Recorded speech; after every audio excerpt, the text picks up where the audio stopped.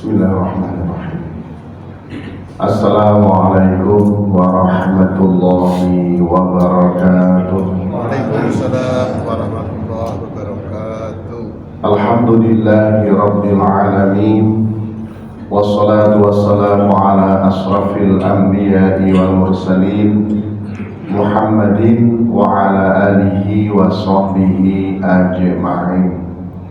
Bapak Ibu jamaah rahimakumullah, alhamdulillah pada kesempatan kali ini dengan nikmat dari Allah Subhanahu wa taala, berbagai macam kenikmatan bahkan Allah berikan kepada kita, nikmat umur panjang, nikmat sehat, dan juga nikmat sempat kita dapat bersama-sama bermuajahah silaturahmi, nyawiji, dan thalabul ilmi.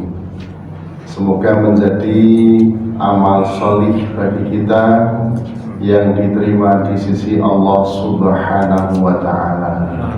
Amin ya rabbal alamin. Kita buka kajian kita dengan doa menuntut ilmu terlebih dahulu. Berdoa dipersilakan. A'udzu billahi minasy syaithanir rajim. Bismillahirrahmanirrahim.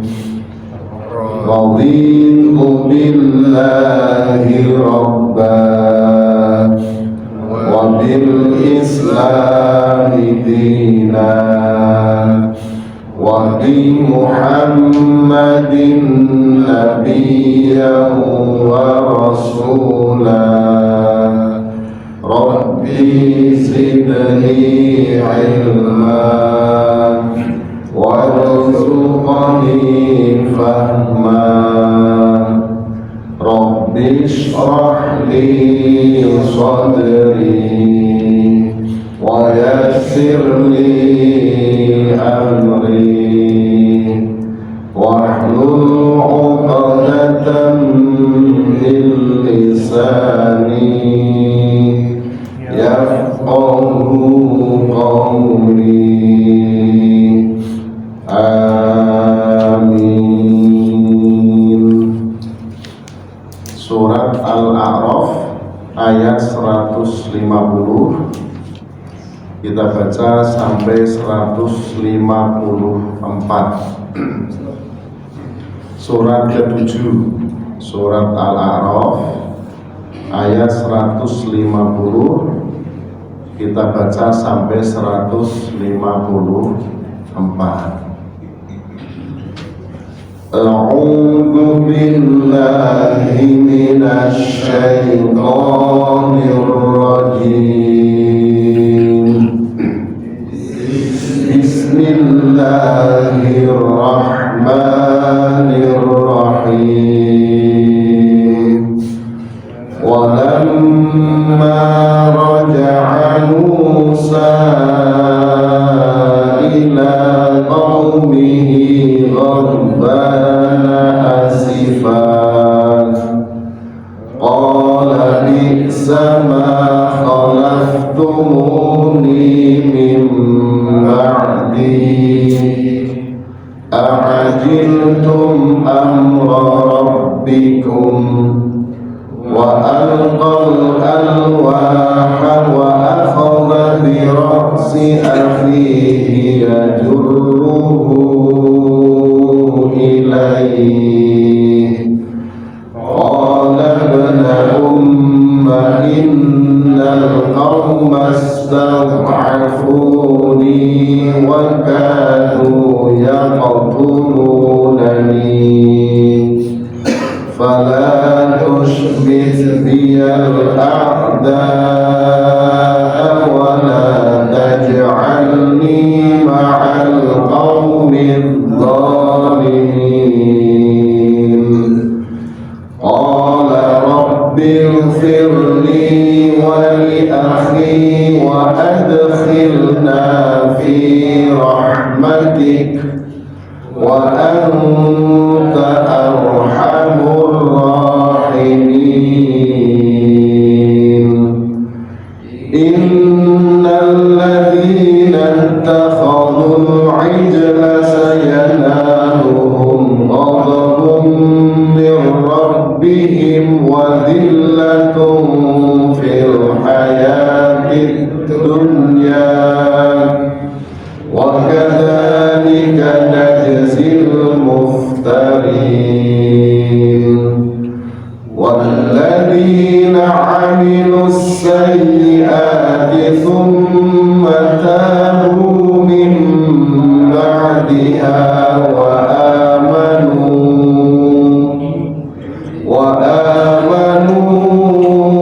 إن ربك من بعدها لغفور رحيم ولما سكت عن موسى الغضب أخذ الألواح وفي نسختها هدى ورحمة للذين هم لربهم يرهبون.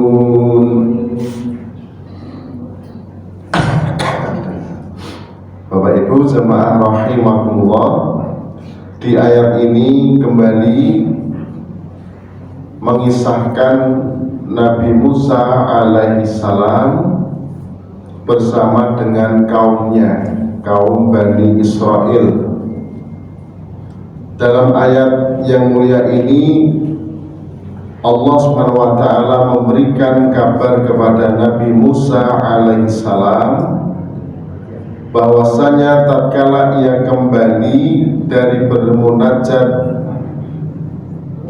kepada Allah Subhanahu wa taala, sedangkan Allah Ta'ala sudah mengabarkan kepadanya tentang kondisi kaumnya yang terpedaya setelah ditinggal olehnya. Jadi kisah Nabi Musa alaihissalam yang ia kembali bermunajat kepada Allah Subhanahu wa taala.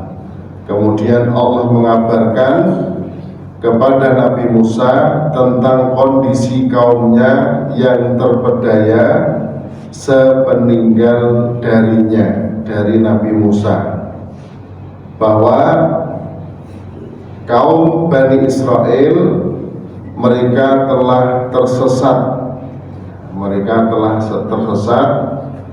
mereka mengikuti Samiri yang dia membuat patung berbentuk anak sapi, patung dari emas, dari perhiasan-perhiasan yang dikumpulkan kemudian dicetak menjadi patung anak sapi, dan patung anak sapi tadi bisa mengeluarkan lenguhan, bisa mengeluarkan suara sebagaimana suara sapi. Ini keahliannya Samiri, yang di dalam tafsir disebutkan Samiri juga seorang pengrajin yang ia bisa membuat patung. Walamma raja'a Musa ila qaumihi, dan tatkala Musa kembali kepada kaumnya, ghadbana asifa, sambil marah dan bersedih hati, kembali dari gunung Tursina selama 40 hari. Sekembalinya kepada kaumnya, kembali kepada kaumnya dengan atau sambil marah dan juga bersedih hati. Asifah sangat sedih dan bercampur dengan marah. Qala, ia berkata, bi'sama khalaftumuni, alangkah buruknya perbuatan kalian di belakangku, mim ba'di, selama kepergianku, sepeninggalku. A'ajiltum, apakah kalian hendak mendahului amra rabbikum, janji dari Tuhan kalian. Wa alqal alwah, dan dia melemparkan alwah. Alwah itu lembaran-lembaran Taurat yang ia bawa, dilemparkan. Wa akhadha, dan ia Nabi Musa mengambil, akhadha atau memegang, bi ra'si akhihi, kepala saudaranya, yaitu Nabi Harun alaihissalam, yang telah diamanahi. Jadi ketika Nabi Musa alaihissalam memenuhi panggilan Allah di Gunung Tursina selama 40 hari, kemudian di ayat yang sebelumnya Nabi Musa alaihissalam mewakilkan urusan kepemimpinan kaum Bani Israel kepada saudaranya, yaitu Nabi Harun. Wa akhadha bi ra'si akhihi, dan ia memegang kepala dari saudaranya, yaitu Harun. Yajurruhu ilai, kemudian ia menariknya. Hu di sini ra'sun, kepalanya Nabi Harun, ditarik ilaihi, ke arahnya, ditarik mendekat ke arahnya. Qala, ia berkata, yang berkata adalah saudaranya Musa, yaitu Nabi Harun. Ibna umma innal qaum, jadi ia berkata, wahai anak ibuku, innal qaumastad'afuni, sesungguhnya kaum itu, istad'afuni, mereka telah melemahkanku, mereka telah menganggapku lemah. Wakadu, dan hampir mereka itu yaqtulunani, mereka akan membunuhku. Fala tusmit biyal a'da'a wala taj'alni ma'al qaumil zalimin, maka janganlah engkau jadikan mereka itu senang, jangan engkau menjadikan mereka itu bergembira. Mereka siapa? Al-a'da, para musuh. Janganlah engkau menjadikanku, mereka itu bergembira, para musuh. Wala taj'alni, dan janganlah engkau menjadikan aku ma'al qaumil zalimin, termasuk golongan orang-orang yang berbuat zalim, orang-orang yang menjadikan anak sapi sebagai sesembahan. Bapak Ibu jamaah rahimakumullah, sepeninggal Nabi Musa alaihissalam, kaum Bani Israel di bawah kepemimpinan Nabi Harun, di sana terdapat seseorang yang bernama Samiri, yang menjadi pelopor dalam mempersekutukan Allah yang menjadikan patung buatannya menjadi sesembahan. Dan ketika Nabi Harun yang diamanahi untuk memimpin kaum Bani Israel justru akan dibunuhnya. Jadi Nabi Harun ini dianggap hanya orang yang dhaif, orang yang lemah. Mereka berani membangkang perintah dari Nabi Harun. Mereka berani membantah kepada Nabi Harun, bahkan mereka akan membunuhnya. Kemudian di dalam tafsir disebutkan terkait dalam kondisi tertentu, ketika seseorang yang lemah, seseorang yang terancam akan keselamatannya sebagaimana Nabi Harun, kemudian ia tidak memiliki kemampuan untuk mencegahnya, maka ia boleh untuk mendiamkan kemungkaran itu. Jadi kita di suatu tempat, di suatu daerah, kita orang yang lemah atau mungkin minoritas dan tidak memiliki pendukung, kemudian kita melihat suatu kaum, suatu kelompok masyarakat yang di sana ada kemungkaran, sedangkan kita tidak memiliki kemampuan untuk mencegah kemungkaran mereka, bahkan terancam keselamatan jiwa kita, maka kita diperbolehkan untuk diam.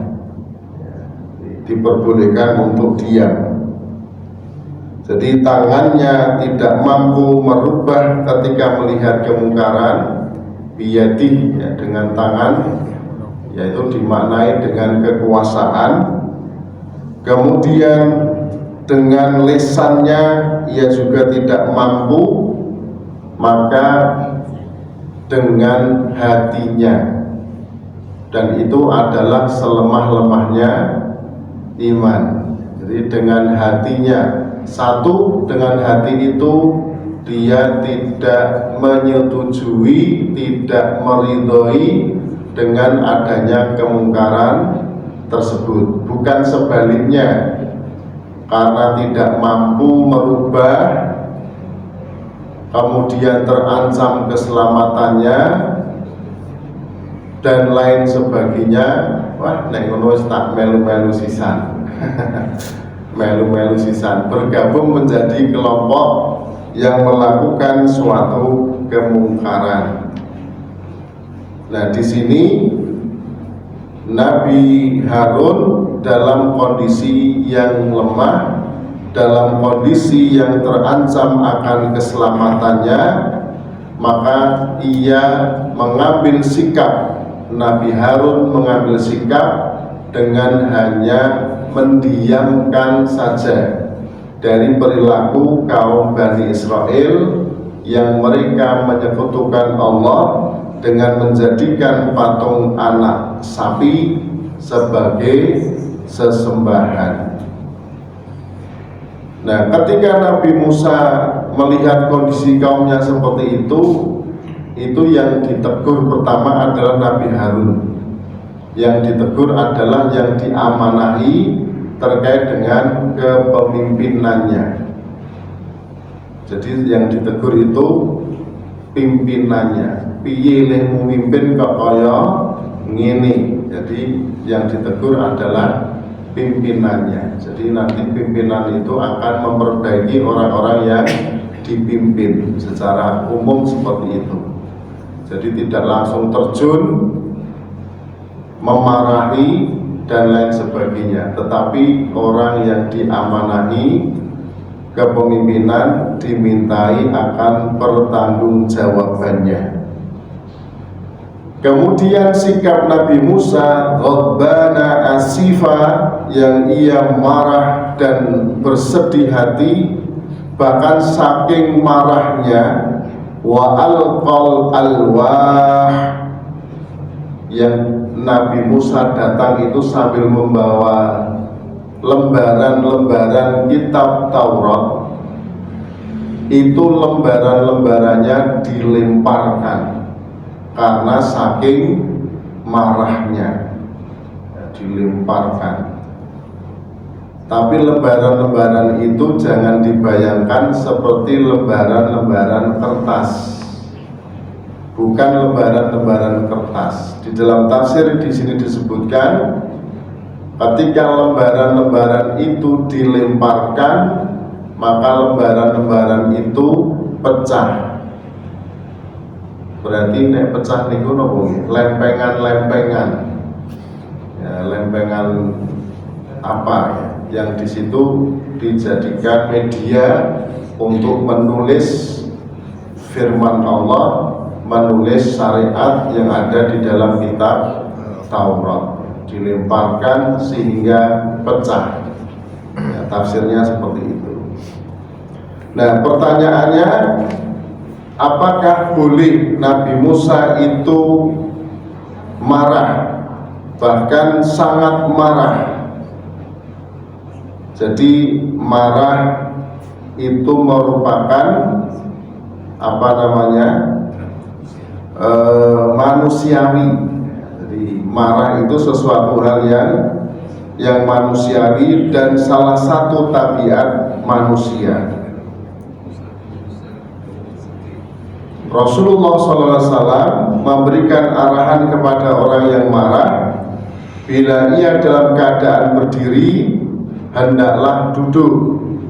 Posisi marah berdiri, hendaklah ia duduk. Kalau belum mereda amarahnya, hendaklah ia berbaring. Ya. Abu Dawud meriwayatkan bahwa Nabi SAW bersabda, sesungguhnya kemarahan datangnya dari setan, dan sesungguhnya setan itu diciptakan dari api, sedangkan api itu dipadamkan dengan air. Maka apabila salah seorang dari kalian marah, hendaklah ia berwudu, hendaklah mengambil air wudu. Tapi kalau marah posisinya duduk kemudian berdiri, itu bukan semakin reda, ning saya dadi.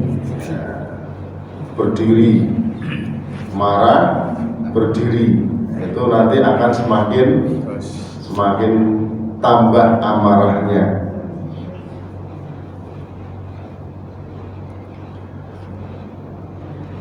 Ketika Nabi Daud mengatakan, Ibna umma innal qawma stad'afuni wa kadu yaqtulunani, fala tusmit biyal a'da'a wa la taj'alni ma'al qaumil zalimin. Kemudian Nabi Musa reda amarahnya melihat kondisi saudaranya yang dalam kondisi yang lemah, yang tidak mampu menangani orang-orang yang dipimpinnya, bahkan terancam akan dibunuh, dan meminta agar dengan meninggalkan perilaku yang menyebabkan musuh-musuhnya itu bersenang, bersorak, bergembira, senang. Secara otomatis orang-orang yang memusuhi Nabi Musa alaihissalam, ketika Nabi Musa menarik kepala saudaranya, memarahinya, nah itu orang-orang yang memusuhinya itu mereka akan gembira. Nah, Harun disengeni karo seduluri dewi Nabi Musa. Kemudian setelah reda amarahnya, Nabi Musa mengatakan atau berdoa, Rabbil firli wali akhi, ya Tuhanku ampunilah aku dan bagi saudaraku, wa adkhilna, dan masukkanlah kami fi rahmatik, di dalam rahmatmu, wa anta arhamur rahimin, dan engkau wahai Allah adalah maha penyayang, maha penyayang dari semua penyayang, dari semua yang menyayangi. Allah itu maha penyayang. Artinya gimana Bapak Ibu? Arhamur rahimin, Allah itu penyayang dari semua yang penyayang. Ya, artinya Allah itu yang paling menyayangi di antara makhluk-makhluk Allah yang memiliki sifat penyayang. Maka doanya kan gini, kalau kita doa untuk orang tua itu, Rabbil firli wali walidaya warhamhuma kama rabbayana shighara, rabbayani shaghira, kasihanilah mereka sebagaimana mereka mengasihi kami di waktu kecil. Jadi ketika kita masih kecil itu, kasih sayang orang tua kita itu luar biasa. Itu dipangku, diompoli, ibunya nggak marah. Dipangku, apakah ibunya marah? Tidak. Bahkan ketika anaknya yang masih kecil itu panas demam di malam hari, ibunya tidak bisa tidur menjaga anaknya yang sedang demam, yang sedang panas. Nah, doanya kita kepada Allah atas orang tua kita adalah kasih sayang sebagaimana orang tua yang menyayangi anak-anaknya di waktu masih kecil. Itu sayangnya teramat sangat sayang. Itu nek wis gede. Karena sudah bisa ngomong-ngomong, nek cilik itu belum bisa berbuat apa-apa. Wa anta arhamur rahimin. Innal ladzina takhadul ijla sayanaluhum ghadabun min rabbihim.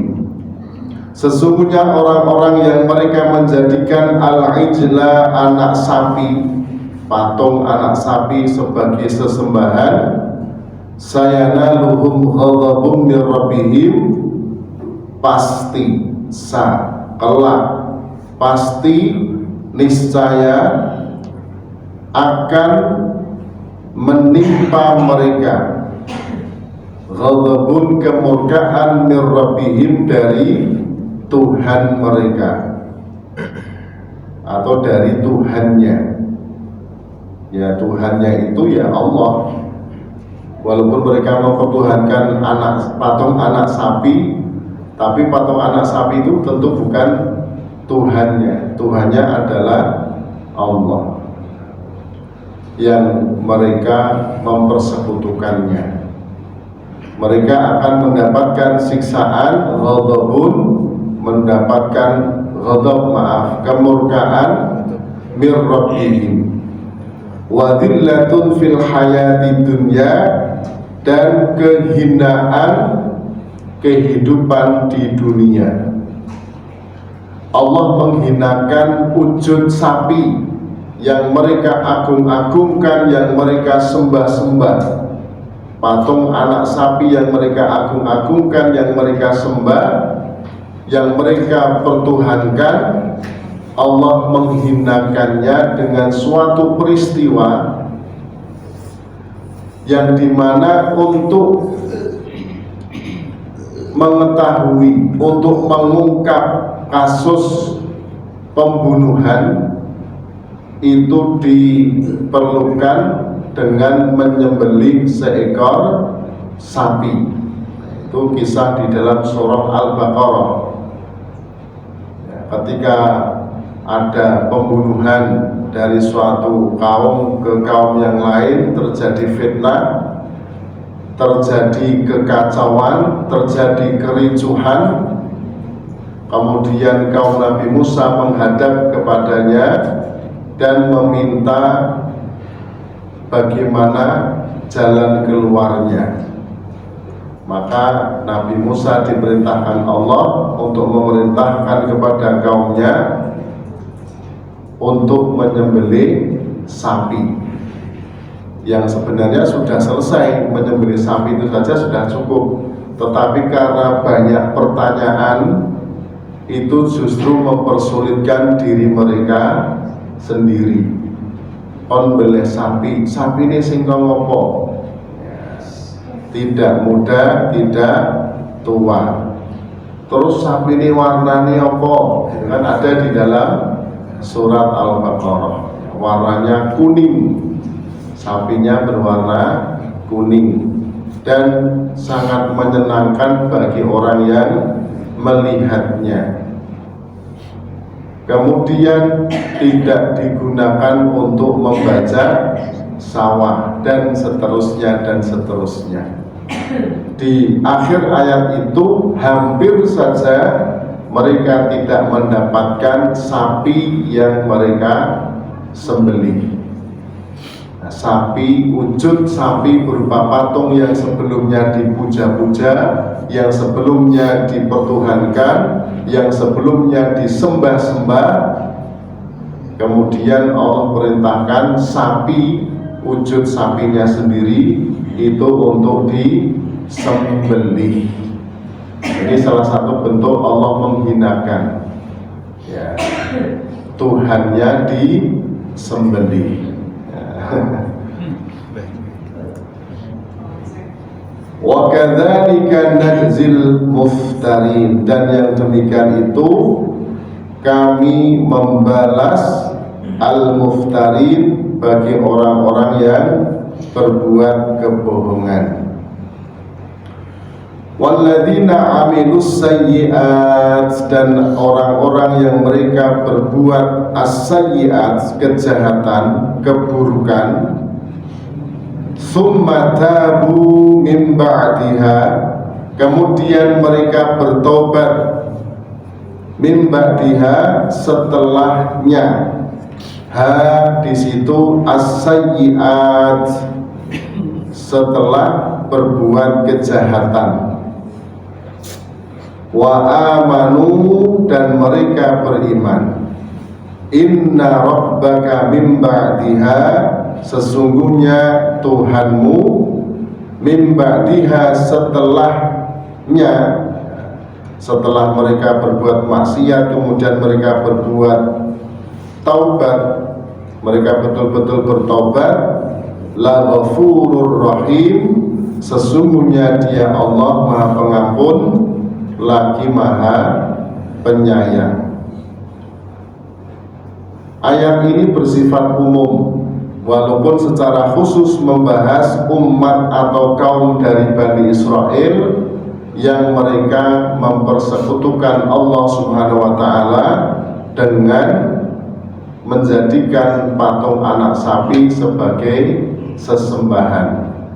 As-sayyi'at, kejahatan yang paling jahat, keburukan yang paling buruk adalah mempersekutukan Allah Subhanahu wa Ta'ala. Inna syirka la dzulmun adzim.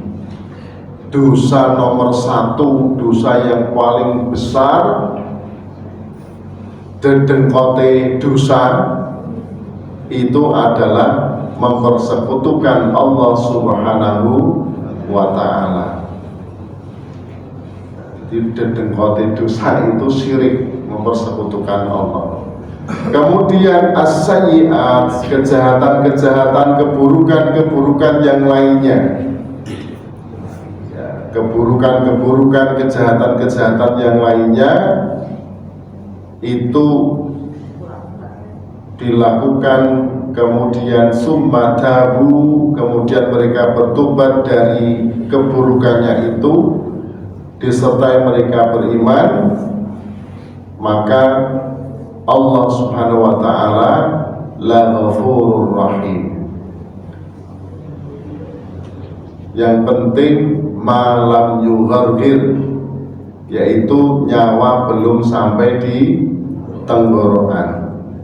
Jadi nyawanya sudah di tenggorokan baru menyatakan bertaubat, maka taubatnya tidak akan diterima. Itu sebagaimana Fir'aun laknatullah yang Allah tenggelamkan di Laut Merah. Ketika ditenggelamkan itu Fir'aun mengatakan amantu bi Rabbi Musa wa Harun. Aku beriman kepada Tuhannya Musa dan Harun. Di akhir hidupnya Fir'aun laknatullah itu mengatakan keimanannya, menyatakan keimanannya kepada Allah Subhanahu wa ta'ala, tetapi nyawanya sudah sampai di tenggorokan. Kalau nyawanya masih belum sampai di tenggorokan, maka Allah Maha penerima taubat.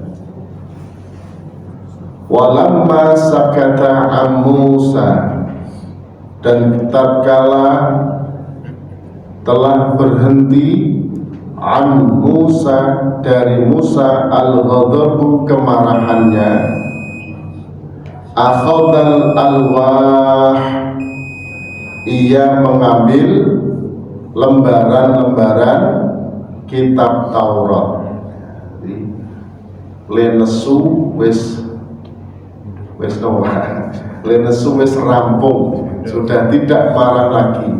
Maka tatkala kemarahannya Nabi Musa itu telah berhenti, akhadal alwah, ia mengambil alwah, lembaran-lembaran Taurat. Jadi sing pecah-pecah tadi diambil, dikumpulkan. Wa fi nuskhatiha, dan di dalam tulisannya, tulisan yang ada di dalam alwah tadi itu terdapat hudan wa rahmah, terdapat petunjuk, terdapat rahmat, lilladzina hum, bagi orang-orang yang mereka adalah li rabbihim, kepada Tuhannya, yarhabun, mereka takut. Di dalam tulisan-tulisan itu merupakan petunjuk dan kasih sayang Allah bagi mereka yang mereka takut kepada Allah Subhanahu wa ta'ala. Sebagaimana kalau dalam surat apa itu, saya lupa, di surga Aden itu diperuntukkan oleh orang-orang yang takut kepada Allah Subhanahu wa ta'ala. Di dalam surat apa Pak? Oh, lupa. Al-Bayyinah. Di dalam surah Al-Bayyinah, innal ladzina amanu wa amilus solihati ulaika jazaohum 'inda rabbihim jannatu 'adn tajri min tahtihal anharu khalidina fiha abadan.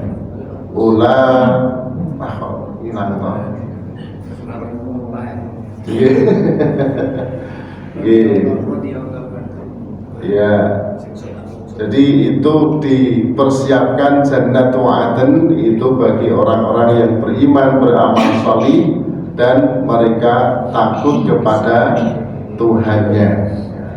Maklum itu ayatnya lupa. Bapak Ibu jamaah rahimakumullah, dari ayat yang kita baca ini bisa kita ambil hikmah dan pelajarannya. Yang pertama adalah marah. Marah itu fitrah manusia dan bukanlah sesuatu yang tercela. Marah itu bukan sesuatu perkara yang tercela dan itu fitrah manusia. sekalipun sebaiknya ya, kita bisa menahan marah, dan terutama kepada para nabi dan rasul sudah selayaknya mereka mampu menahan amarahnya, melakukan kebaikan-kebaikan dan meninggalkan perkara yang tidak baik dan yang tidak terpuji. Kemudian disyariatkan meminta maaf dan memberi maaf antara satu dengan yang lainnya. Kemudian dengan segala rahmat dan petunjuk dari Allah Subhanahu wa taala, orang yang melakukan as-sayyi'at, kejahatan, keburukan, summa tabu, kemudian mereka bertobat kepada Allah, sesungguhnya Allah Maha Pengampun, sesungguhnya Allah Maha Penerima taubat, sesungguhnya Allah Maha Pengasih dan Maha Penyayang.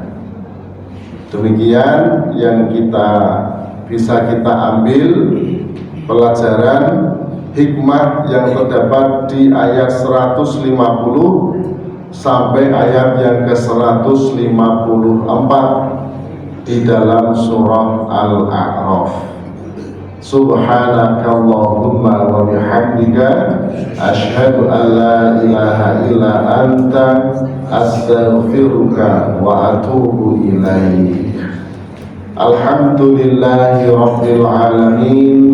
Wassalamualaikum warahmatullahi wabarakatuh. Waalaikumsalam.